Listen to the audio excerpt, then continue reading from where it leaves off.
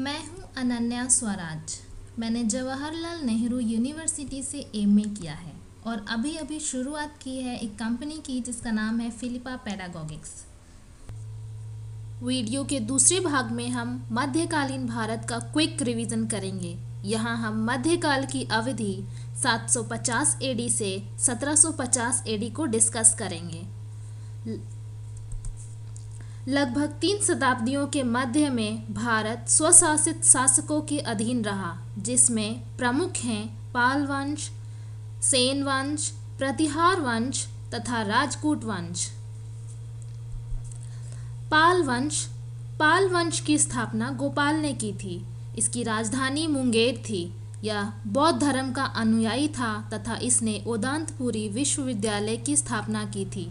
इसके प्रमुख शासक थे धर्मपाल, देवपाल, महिपाल आदि। धर्मपाल ने विक्रमशिला विश्वविद्यालय की स्थापना की थी। सेन वंश। पाल वंश के पतन के बाद सेन वंश ने बंगाल में शासन स्थापित किया। इस वंश के संस्थापक सामंत सेन थे। प्रतिहार वंश के महानतम शासक मिहिर भोज थे। इन्होंने कन्नौज की खोज की और लगभग 1 शताब्दी तक इन्होंने उसे अपनी राजधानी बनाकर रखा। इन्होंने भोपाल अथवा भोजपाल शहर का निर्माण भी किया। कन्नौज पर राष्ट्रकूट शासकों के आक्रमण ने इसे अत्यंत कमजोर बना दिया था। राष्ट्रकूट वंश। इस राजवंश ने कर्नाटक पर राज्य किया। ये कला और साहित्य के महान संरक्षक थे। दक्षिण के चोल साम्राज्य भारतीय महाद्वीप के एक बड़े भाग पे फैला था, जिसमें श्रीलंका एवं मालदीव भी शामिल थे। इस राज्यवंश से उभरने वाला पहला शासक राजा चोल प्रथम थे।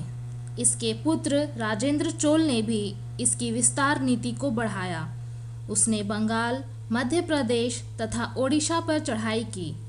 चोल साम्राज्य लगभग 1.5 शताब्दी तक चला और अंततः 14वीं शताब्दी की शुरुआत में मलिक काफूर के आक्रमण से समाप्त हो गया। भारत पर अरबों का आक्रमण। मोहम्मद बिन कासिम ने 711 एडी में बलूचिस्तान एवं सिंध पर चढ़ाई की तथा सिंध तथा मुल्तान पर कब्जा कर लिया। उसकी मौत के 300 साल बाद मोहम्मद गजनी ने राजपूत शासकों तथा धनवान मंदिरों पर छापामारी की एक श्रृंखला आरंभ की तथा पंजाब पर एक आधार स्थापित कर लिया। इसके बाद मोहम्मद गौरी ने भारत पर आक्रमण किया। वह दिल्ली की ओर बढ़ा। प्रथम तथा द्वितीय तराई युद्ध राजपूतों तथा मोहम्मद गौरी के बीच हुआ। द्वितीय युद्ध में गौरी की जीत हुई तथा मुस्लिम शासन की उत्तरी भारत में आधारशिला रखी गई। दिल्ली सल्तनत काल। भारत के इतिहास में 1206 एडी से 1526 एडी के बीच की अवधि सल्तनत काल कही जाती है। इस अवधि के दौरान दिल्ली पर 5 राजवंशों ने शासन किया। ये थे गुलाम वंश, खिलजी वंश, तुगलक वंश, सैयद वंश तथा लोदी वंश। गुलाम वंश का प्रथम शासक कुतुबुद्दीन था, जो महान निर्माता था, जिसने दिल्ली में कुतुब मीनार का निर्माण करवाया था। इसने इक्ता प्रणाली की शुरुआत की थी, जिसे फिरोज तुगलक ने अपने शासनकाल में पुनः शुरू किया था।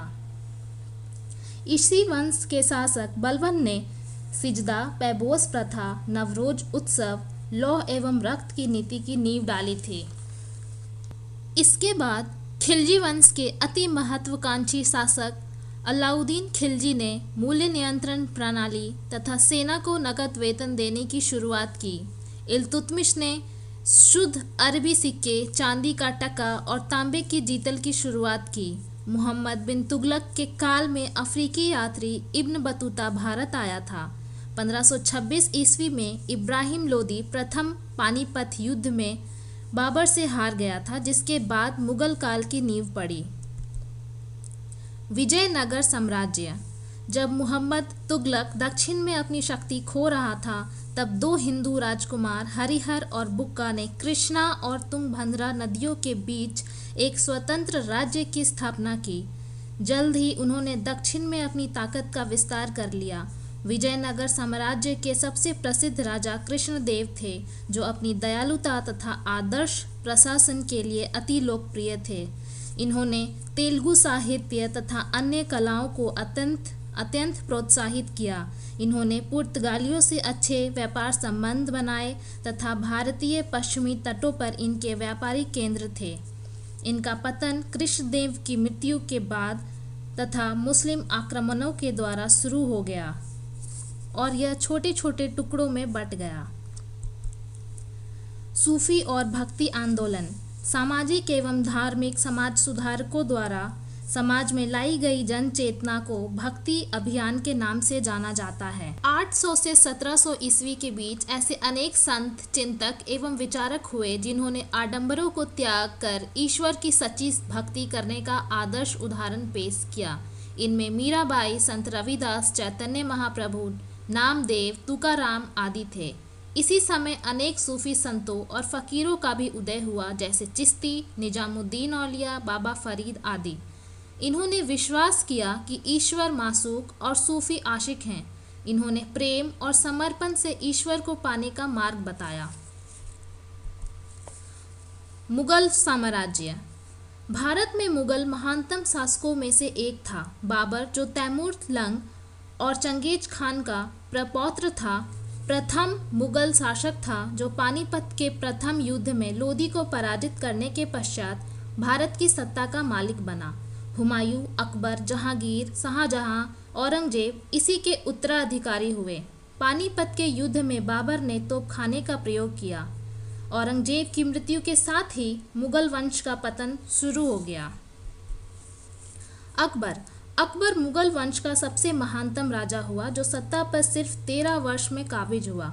इसने भारत के अधिकांश भागों को अपने अधीन कर लिया था तथा जो उसके हिस्से में शामिल नहीं हुए थे उसे उसने सहायक भाग घोषित कर दिया था। उसने राजपूतों के प्रति उदारवादी नीति अपनाई थी।